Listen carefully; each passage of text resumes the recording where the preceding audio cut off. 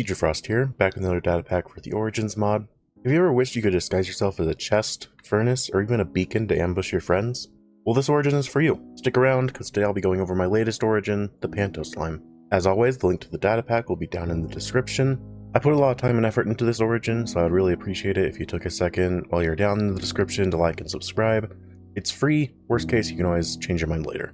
It's also just a huge motivator to keep making content and data packs for you all, so if you like what you see here, please like and subscribe. There will also be a link to my Discord server. My Discord server is a great place to report bugs, ask questions, get notifications for new uploads, and even suggest your own Origin for me to make. In fact, the Origin we'll be going over today was suggested for me to make by Nero on Discord, also known as Lord Nero over on Minecraft. My Discord server is a pretty small community and I've been trying to grow it, so I'd love for you to stop by. Speaking of stopping by, about an hour or two after this video goes up, I'll be going live over on Twitch. I'll be playing some of this Origin in the video. Stop by, check it out. And if you're watching this long after I uploaded this, check out my Twitch anyway. Who knows? I might be live. Anyway, I hope I didn't lose too many of you. Let's move on to the Origin. So what is a Pantoslime? A rare and unsettling mutation of the common slime. The Pantoslime is a creature of deception. Its oozing form bends with unnatural precision, twisting into familiar shapes to ensnare the unwary. Where its lesser kin mindlessly absorb what they touch, the Pantoslime lures prey into false security, wearing the guise of chests, barrels, and furnaces with chilling accuracy. In some simpler terms, the Pantoslime is a rare form of slime that possesses the capability to mimic the shapes of common interactables. Some examples, aside from ones I just listed, are things like note blocks, hoppers, or even something like a beacon. Now when it comes to how impactful I would say this Origin is, I would label it as a 3, meaning it significantly changes the base gameplay of Minecraft. These changes go from as simple as changing their movement system to be more slime-like, to something more advanced like adding a whole new gear-like system of changing into several different types of blocks, which I'll be referring to as guises going forward. We will get more into what all block guises you can turn into in a bit. First we need to go over the modifiers of the base guiseless form. To start, we have the ability Corrosive Lance. Your body lurches forward, launching a razor-sharp lance of hardened slime. It pierces flesh with a sickening squelch, dealing 3 full hearts of damage and leaving behind a festering wound that melts armor and flesh. Now what this ability does is that when you hit the primary key, you will send out a spike of slime 8 blocks forward. Targets that are hit with this spike attack will find themselves with the Poison 2 effect applied to them, and of course taking those 3 hearts of damage. On top of this standard poison effect, they will also be given a special effect that the data pack adds, which deals significant damage to their armor over the course of 5 seconds. This ability takes 3 points of the Viscous Fatigue resource. You don't know what that means yet, I'll explain when we get there. With that ability out of the way, the following abilities and modifiers are ones that will be active at all times, applying to the base state and all guises. Alright, so the next ability is Oozing Mimicry. Fix your gaze upon an interactable object and feel your form ripple, stretch, and collapse into a perfect replication. A chest? A furnace? No. A trap. Each stolen guise grants its own slimy advantage. Shift again and the disguise dissolves back into slime. In simple terms, look at an interactable block, such as a chest or furnace, hit the secondary key, and you will become that block. This ability is the most important of the entire Origin. This is the ability that you will use to switch between your different guises, allowing you to enter different forms with unique abilities. Different groups of blocks will result in different guises. For example, while a furnace and a blast furnace will still look different, making the player appear as the different blocks, these two share the same abilities and modifiers. Again, we will get into what these block groups are and the abilities they have later in the video. Oozing Mimicry will cost 5 of the Viscous Fatigue resource to enter or exit a guise. Again, I'll explain later. Moving forward, up next we have Cloak and Stillness. When wearing a stolen shape, you may still yourself entirely, sinking into the world's grid like a shadow slipping between cracks. Only the keenest eyes will sense the wrongness in your stillness. With this ability, while sneaking, your current block guise will lock itself into the Minecraft block grid instead of directly following the player. What this really means is that instead of having to carefully line yourself up to hide, you can simply sneak and meld into the world. While not really useful at all in single player, this ability may prove useful in multiplayer for sneak attacks against other players. It's kind of up to you to decide what you want to use this ability for. Moving on from the active abilities, let's move on to the positive modifiers. Firstly, we have Bouncy Biology. Impact holds no terror for you. You descend from great heights only to rebound, your gelatinous form laughing at the Earth's pull. The ground may shatter, but you will not. This modifier is super simple. You will find that you are completely immune to fall damage. On top of this, you will also bounce upon landing as if every block is a slime block. Next up, we have Tool Engulfment. Your acidic essence seeps into whatever you hold, dripping with venom. Swords poison, pickaxes corrode stone faster, and every strike leaves behind a lingering rot. Another somewhat simple one here. With this modifier, whenever you attack a target, they will receive poison. Notably, this is only poison 1, while the Corrosive Lance ability applies poison 2. Additionally, you will mine blocks 50% faster. That is all the positive modifiers done. Moving on to the neutral modifiers, we will start with Carnivorous Sludge. Only flesh sustains you. Rotten or fresh, it matters not, for your stomach devours all toxins, leaving you immune to the sicknesses that plague lesser beings. With this modifier, you will only be able to eat foods that are made up of meat. While this is not the best, it is countered by the fact that you will be able to eat items like rotten flesh without receiving their negative effects. Up next, we have Caustic Presence. Your very touch is decay. Tools and armor degrade faster in your grasp, eaten away by your corrosive slime. But those who strike you suffer the same fate. Their blades dull, their shields crack, all things crumbling in the face of your corrosive essence. This modifier means that tools and armor you wear will tend to go through their durability faster. On the positive side though, those that attack you will find their tools and armor taking damage upon striking you. Moving on to the next modifier, we have Compact Ooze. You are but a single block in stature, a small squirming thing, yet within that frame lies a predator's patience. This is a very simple modifier. I'm sure you can guess what it does. You are roughly the size of a block. I will note though, this change also applies to your width, not just your height. So while you are a block tall and can fit under smaller spaces, you are wider and can just barely fit through a door. For the next modifier, we have Gelid Congregation. Your kindred call to you.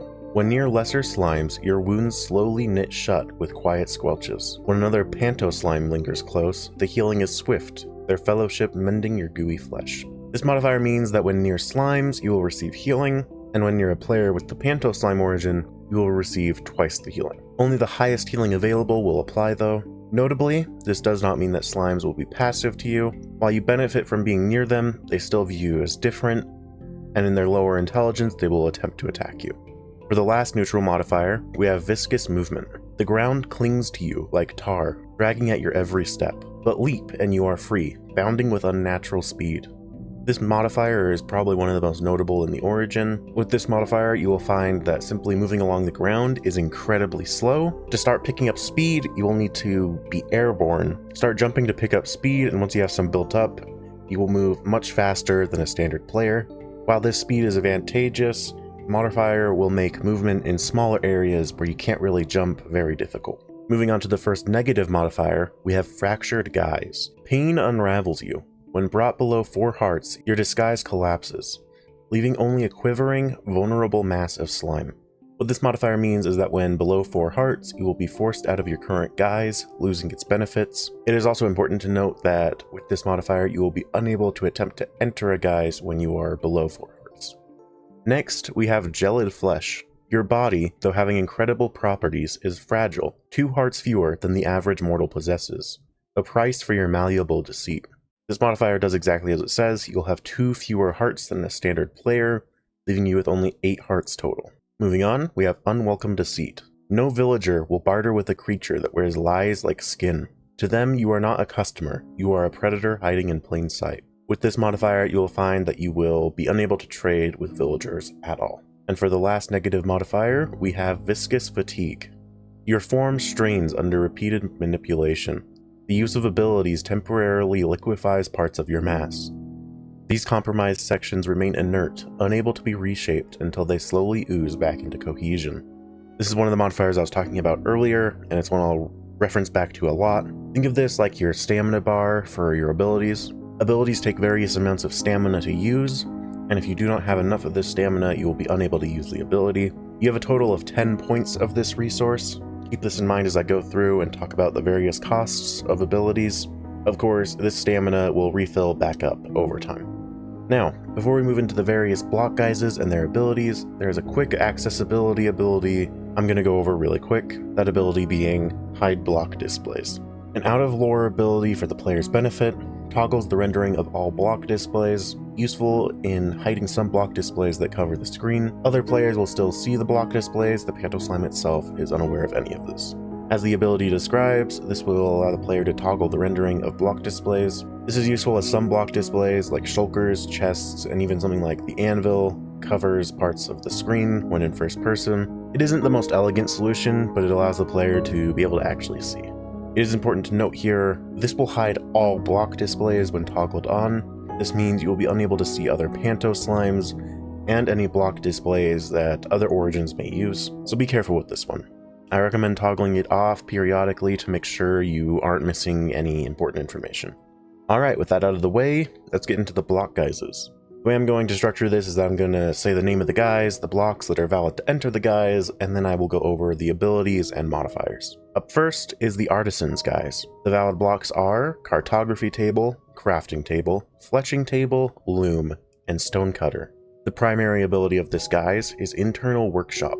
Your gelatinous body swirls and churns, forming a perfect crafting table grid within your translucent core. This ability takes 1 point of the Viscous Fatigue resource. This ability is pretty simple, maybe not the most useful, but it allows you to pull up a 3x3 crafting grid while on the move, no crafting table needed. For the positive modifier of this guise, we have Mender's Respite. Every foe felled mends your tools and armor as if their fading essence weaves itself into your gear, stitching fractures and smoothing dents. This modifier is basically just the mending enchant. Whenever you kill an entity, there is a chance that your held item or armor will be repaired. Notably, this will work on top of the mending enchant. For the negative modifier of this guise, we have Creator's Burden. This guise lacks the focused force for efficient demolition. Every block resists your efforts, breaking apart 25% slower than normal. This modifier is quite simple. You will mine blocks 25% slower while in this guise. Alright, that is the Artisan's Guise done. Up next, we have the Gulper Guise. The valid blocks for this guise are barrels, chests, ender chests, all shulker boxes, and trapped chests. Primary ability of this guise is False Maw. Your gelatinous body splits open, revealing a yawning cavity ready to snatch and store. Items placed inside remain in your viscous form when you shift shapes, but only by resuming this hollow guise can you retrieve them. This ability takes 1 point of the Viscous Fatigue resource. With this ability, you will access a special extended inventory. Upon leaving this guise, items within the inventory will remain there, trapped inside until you enter this guise again. For the positive modifier of this guise, Voracious Pull. Your slime trembles with unnatural hunger, exerting a faint gravitational pull on loose objects. Trinkets and treasures alike slide helplessly towards your form. This modifier means that all nearby items will be pulled, or rather teleported to you, making picking up nearby items much easier. For the negative modifier of this guise, we have Burdened Ooze. Your expanded carrying capacity weighs down your gelatinous form, reducing mobility by 25%. You ooze forward with visible effort. This modifier is a simple one. Your movement speed and jump height will be reduced by 25%. Alright, that is the Gulper Guise done. Up next, we have the Ironhide Guise. The valid blocks for this guise are Anvil, Chipped Anvil, Damaged Anvil, Rhinestone, and Smithing Table. The primary ability of this guise is Gelid Fortification. Your gelatinous body hardens into a dense, rubbery mass. No attack can pierce you, but you cannot move or strike back until the effect passes. This ability takes 5 points of the Viscous Fatigue resource. Upon activating this ability, you will enter a state where you cannot attack, move, or be damaged for 10 seconds. For the positive modifier of this guise, we have a Reinforced Ooze. Your slimy hide grows unnaturally dense, adding 6 points of armor. Weapons struggle to penetrate your reinforced goo. This modifier is exactly as it says it is. When in this guise, you will have an extra 6 points of armor. For the neutral modifier of this guise, we have Seismic Splat. Every landing from a jump sends ripples into the earth, dealing minor damage to nearby creatures as your heavy body slams down with crushing force. This modifier is one of the slightly more interesting ones. With this, upon landing on the ground after a fall of at least 1 block, you will damage all mobs within a 6 block radius.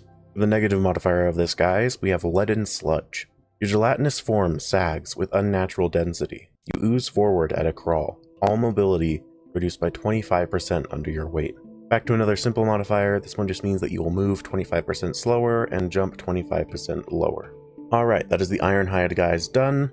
Up next, we have the Jester's Guise. The valid blocks for this guise are Jukebox and Noteblock. The primary ability of this guise is Center Stage. You burst into a dazzling performance, commanding all eyes upon you. Nearby creatures freeze, utterly mesmerized, caught in the spotlight of your spectacle. This ability takes a whole 8 points of the Viscous Fatigue resource. Upon activating this ability, entities within an 8-block radius will receive the corresponding debuff for 10 seconds. Those with the debuff will be forced to look at you or the closest Pantoslime in the Jester's guise, as well as being frozen in place until the timer is complete. For the positive modifier of this guise, we have Jester's Grace. Your movements become a blur of practiced elegance, dashing 50% faster and leaping 50% higher as if the very air cheers your every step. This modifier is yet again another simple one. You move 50% faster, jump 50% higher. For the negative modifier of this guise, we have Marked Fool. Villagers see through your act. Their whispers turn to shouts, and before you can bow, iron golems already march towards you, fists raised against the trickster in their midst. This one is pretty simple underneath all the fancy wording. Essentially, iron golems within 16 blocks will be set to target you, though I'm not entirely sure what the iron golem aggro range actually is. I'm not entirely sure how exactly this behaves. Nonetheless, iron golems will attack the player without being provoked while in this guise. Alright, that is the Jester's guise done. Up next, we have the Scorching Guise. The valid blocks for this guise are Blast Furnace, Campfire, Furnace, Smoker, and Soul Campfire. The primary ability of this guise is Pyroclastic Surge. Your core flares with intense heat, emitting a blistering heat wave. Nearby creatures burst into flames as superheated slime spatter scalds them for 3 full hearts of damage. This ability takes 5 points of the Viscous Fatigue resource. This ability is one of the simpler actives. When activated, it will set all mobs within a 6-block radius on fire, as well as dealing 3 hearts of damage. For the positive modifier of this guise, we have Molten Core. This guise renders you completely unaffected by extreme heat. Flames lick harmlessly across your surface, and lava flows around you like warm syrup. This modifier just means that you are immune to fire and lava. For the negative modifier of this guise, we have a Hydrolysis. Water triggers a dangerous chemical reaction in your heated form. Rain sizzles painfully on contact, and immersion deals continuous damage as your unstable structure begins dissolving. This modifier is kind of the inverse of the previous modifier. While you will be immune to fire, you will take damage when in contact with water or rain. More specifically, you will take 1 heart of damage every second. Alright, that is the Scorching Guise done. Up next, we have the Verdant Guise. The valid blocks for this guise are Beehive, Bee Nest, and Composter. The primary ability of this guise is Verdant Surge. Your gelatinous form pulses with energy, causing nearby plants to shudder and rapidly grow. This ability takes 8 points of the Viscous Fatigue resource. With this ability, upon activating, you will bone meal blocks within a 2-block radius once every second for a total of 5 seconds. For the positive modifier of this guise, we have Photosynthetic Ooze. Bathed in sunlight, your translucent body thrums with vitality. Your wounds seal as chloroplasts within your goo convert light into regenerative energy. This means that you will heal when exposed to the sun, receiving half a heart of healing every 2 seconds. For the negative modifier of this guise, we have Light-Starved Sludge. While out of the sun's reach, your movement speed is reduced by 50%, as your plant-infused slime congeals into sluggish, inert goo. Another modifier here that is kind of the opposite of the previous one. When you are not exposed to the sun, you will jump 50% lower and move 50% slower. Alright, that is the Verdant Guise done. Up next, we have the Voltaic Guise. The valid blocks for this guise are Dispenser, Dropper, and Hopper. The primary ability of this guise is Energy Discharge. Your core crackles with unstable power before releasing a concentrated bolt of raw energy towards your target, dealing 4 hearts of damage and leaving victims twitching. This ability takes 5 points of the Viscous Fatigue resource. This one is a little bit complicated, but I'll try my best to explain. When activated, this ability will send out a bolt 8 blocks forward. Those that are hit will take 4 hearts of damage, as well as receiving a custom debuff. This debuff lasts for 10 seconds, and those affected with it will find their movement drifting around slightly, as well as the direction they are looking shifting around slightly. For the positive modifier of this guise, we have Overcharged. Energy courses through your form, supercharging your movements. You zip across terrain 50% faster, and launch yourself 50% higher with each jump. Back to a simple one here, this modifier means that you will jump 50% higher and move 50% faster, that's all. For the negative modifier of this guise, we have Storm Magnet. During thunderstorms, ominous rumbles precede inevitable lightning strikes that seek out your conductive form with terrifying accuracy. Another simple one, this modifier means that when it is thundering and you are exposed to the rain, you have a small chance of being struck by lightning every second. It is a pretty low chance though, and very telegraphed when it is going to happen. Alright, that is the Voltaic Guise done. Up next we have the Warlock's Guise. The valid blocks for this guise are Beacon, Brewing Stand, Cauldron, Chiseled Bookshelf, Enchanting Table, and Lectern. The primary ability of this guise is Viscous Hex. You secrete a tar-like curse onto your target. Their limbs grow heavy as your malignant slime infiltrates their being, slowing their movements to a crawl while your acidic magic eats away at them from within. This ability takes 5 points of the Viscous Fatigue resource. This is another one of the more complicated abilities. With this, when activated, you will send out a spell going 8 blocks forward. Those who are hit with the spell receive a custom debuff. Those affected with the debuff will find that their movement speed is greatly reduced, as well as taking 1 damage every second. For the positive modifier of this guise, we have Arcane Ooze. Magical energies supercharge you. Your movements become 25% quicker, your jumps 25% higher, and your attacks 25% deadlier, as magic thrums through you. Back to a simple modifier, this one just means that you move 25% faster, jump 25% higher, and your attacks will deal 25% more damage, exactly as the modifier says.